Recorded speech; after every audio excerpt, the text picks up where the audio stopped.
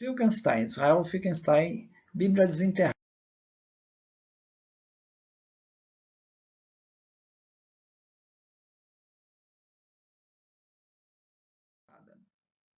Então, nesse vídeo eu vou falar sobre os reinos do Norte e o do Sul. Então, bom, fazendo aí uma revisão aí, a literatura ela se refere a esses períodos mais antigos aí, como a Idade da Pedra, que vai até 3150 a.C., tá? A Idade do Bronze, tem o bronze inicial, 3150 a 2100, aí estamos falando dos patriarcas, Abraão está aí por volta de 2000, tá? Do bronze médio, 2100 a 1550, tá? E o período final, que vai de 1550 a 1070. E depois a Idade do Ferro, que vai de 1070 a 586 a.C. 586 já é o tempo de Heródoto, então aí já tem mais texto escrito, então já não se mapeia mais em termos de metais a história. Isso é uma divisão historiográfica, né? Tem outras, mas essa é bastante comum. O Filkenstein vai se referir várias vezes a isso, Idade do Bronze inicial, Idade do Bronze final, tá? Bom, o Filkenstein agora falando, ele diz, se não houve êxodo, né, é o que ele está sustentando essa tese, ele e a maioria dos arqueólogos, ele está defendendo uma tese majoritária na arqueologia hoje, né? Também não teve conquista em Canaã, tá? Também não teve monarquia unificada de Davi e Salomão. Então, o que fazer com o desejo bíblico da unificação? Então, a tese dele é que essa ideia de que havia um reino unificado com Salomão, e depois, com o fim lá, com a morte de Salomão, esse reino se dividiu em dois, norte e sul, na verdade, a Filkenstein está dizendo que sempre foi dividido. Sempre foi dividido norte e sul. Tá? E então, o que fazer com a longa e difícil relação entre os reinos de Judá e Israel por causa de 200 anos? Né? Há boas razões para acreditar que eles sempre foram duas entidades distintas, sendo que o Sul sempre foi mais pobre, mais fraco, mais rural, menos influente, até atingir uma súbita e espetacular proeminência após a queda do Reino do Norte. Então, o que acontece é que você tem o Reino do Norte e o Reino do Sul. O Reino do Norte é o mais próspero, ele é invadido ali pela Síria, por volta aí dos 720 a.C., tá? E aí o pessoal que está no Reino do Norte, ele migra para o Reino do Sul, tá? Então, em resumo, é essa história aí. Ian Provan, que ele é um arqueólogo bíblico, né? Ele faz uma referência que essas datas aí, por volta dos 700 a.C., tem uma razoável precisão, porque você tem eclipses da região que foram registrados ali pelos assírios, né? Então, isso ajuda na datação dos eventos assírios. Então, com a data dos eventos assírios, você cruza com o relato bíblico, você consegue aí estabelecer uma cronologia. Tá? Nessa cronologia, o que se constata é que a área construída de Jerusalém, aí o Filkenstein falando, no século 7 a.C., cobria uma área que não passava 150 acres, cerca de metade do tamanho atual da cidade antiga de Jerusalém. Tá? Isso no século 7. Você tem os palácios ali encontrados em Meguido, né, que eu já falei no vídeo anterior, que datam do século 8 a.C. Então, não é do período de Salomão. Pelo menos tem uns 100 anos de diferença aí. Não é do período de Salomão, já é depois de Salomão. Mas aí data aí de século 8. E você tem nessa mesma época Jerusalém um povoado remoto e subdesenvolvido. Então a pergunta do Filkenstein é a seguinte: como seria possível um rei tendo palácios aqui em Meguido e ele governar da aldeia lá de Jerusalém? Não faria muito sentido. Então, o sistema de assentamento do norte, né, você tem o Reino do Norte e o Reino do Sul. Do norte era denso, tinha uma hierarquia complexa, sítios grandes, médios e pequenos. E na região sul, que era a região de Judá, era esparsamente povoada, principalmente em sítios pequenos. Tá? Então, não há nenhuma evidência arqueológica, Finkelstein falando, de que essa situação de norte e sul separados tenha origem em uma unidade política anterior. Quer dizer, a ideia de que tinha um reino unificado em Salomão e esse reino se dividiu em norte e sul. Não há evidências disso, de que esses dois reinos, aparentemente esses dois reinos, norte e sul, são independentes.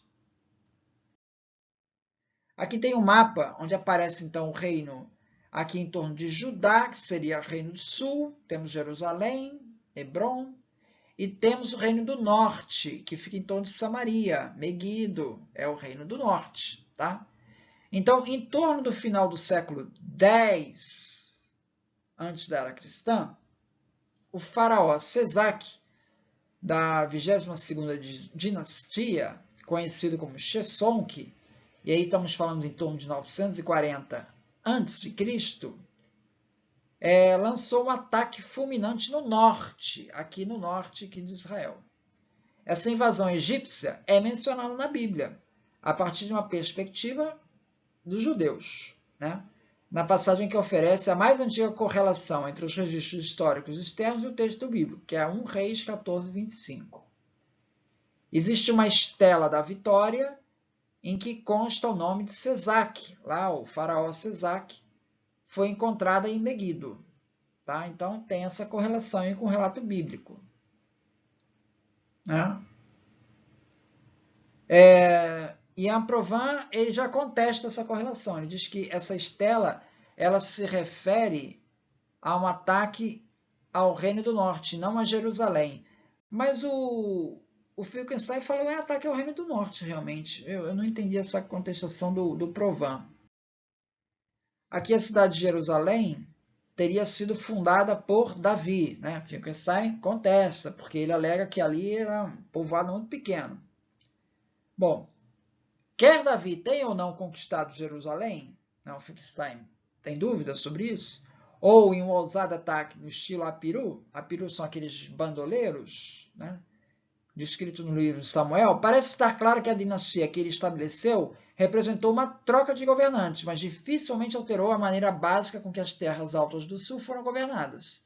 Tudo isso implica que as instituições de Jerusalém, templo e palácio, nem de perto exerceram sobre as vidas da população rural de Judá o domínio sugerido pelos textos bíblicos.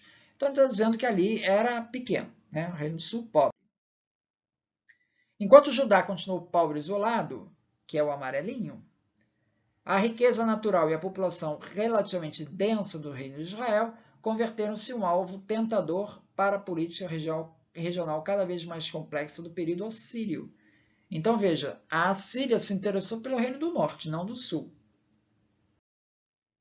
Temos aí um obelisco de Salmanaser III. É um artefato assírio, tá?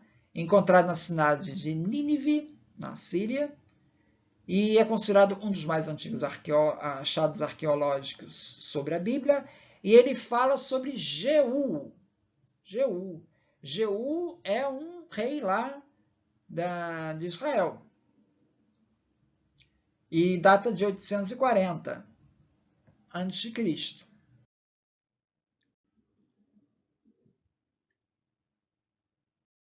Então, esse é o obelisco. Esse que está ajoelhado é o Jeú. Ele está prestando tributo à Síria. Tá? Então, esse relato daí, ele não bate com o que está na Bíblia. Porque na Bíblia não se diz que Judá pagou tributo, Jeú pagou tributo à Assíria. Né? Então,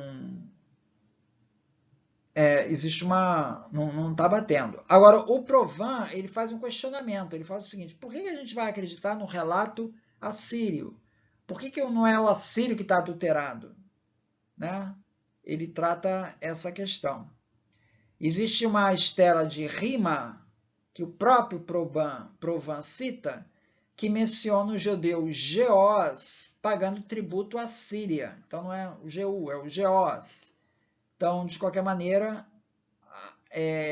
esses povos do norte vinham pagando tributo à Síria para tentar evitar a invasão, que estava próxima, né? Aqui o Provan chama a atenção que tem nos anais do Sargão II, aí já falando da invasão dos assírios, né?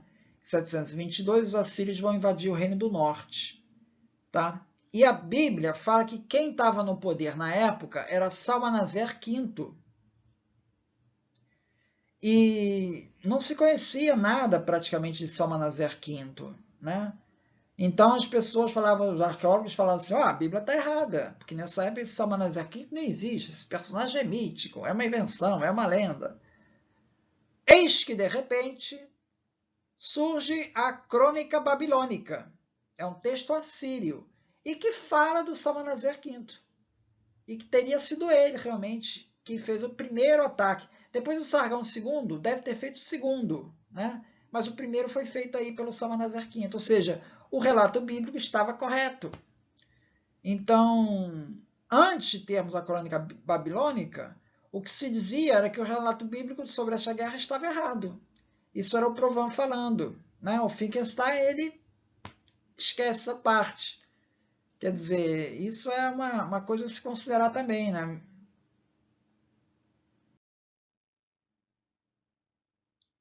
Aqui vem a data dos reinos, aqui de Jeú, de Jeroboão, são os reis aí do Reino do Norte, né? Então, restrito às imediações da Samaria, lá no Reino do Norte, o reino de Israel não passava de um petisco a ser engolido na primeira oportunidade para o estado da Síria. Quando Oséias suspendeu o pagamento de tributo ao rei assírio, o Reino do Norte foi lá e foi invadido por Sargão II. Isso é o Finkelstein falando. Então, com Israel e Damasco dominadas, Teglat-Falazar coloca no trono de Israel Oséias, um reino que era uma marionete nas vontades dos assírios. Cansado dos desmandos dos assírios, Oséias tenta uma rebelião, contando com o apoio egípcio, mas fracassa retumbantemente. Com Israel em constante estado de rebelião, o sucessor de Salmanaser V resolve a questão de vez, que é o Sargão II. Sitia Samaria em 2 anos e arrasa com tudo, 722 a.C. Então os assírios tomam conta do Reino do Norte, né? O Reino do Norte, o Reino de Israel, ele chega ao fim em 720 a.C. Agora ele é uma província da Assíria, chamada Samaria, com novos habitantes no poder, não israelitas, que trazem seus costumes e religiões. O pessoal do norte migra para o sul. Tá? Está aqui a semente de divisão entre judeus e samaritanos, que é relatada pelos evangelistas nos tempos de Jesus. Viu? Aqui é que está essa rivalidade entre judeus e samaritanos, vem dessa época. Os samaritanos são os pró-assírios, né? Contudo, mesmo com forte influência assíria, o culto de Javé é mantido em Samaria. Se não houve convivência e influência assíria no culto em Samaria, não foi diferente em Judá, onde Acás, vassalo da Síria, permite o culto a deuses assírios no templo de Jerusalém. Então você veja que estamos aí numa época de politeísmo aí, tá? Eles estão meio que sufocados aí pelo Império Assírio, e o pessoal do norte foi para o sul, mas no sul também se praticava o culto aos deuses assírios, no Templo de Jerusalém. Então é isso. Muito obrigado, então.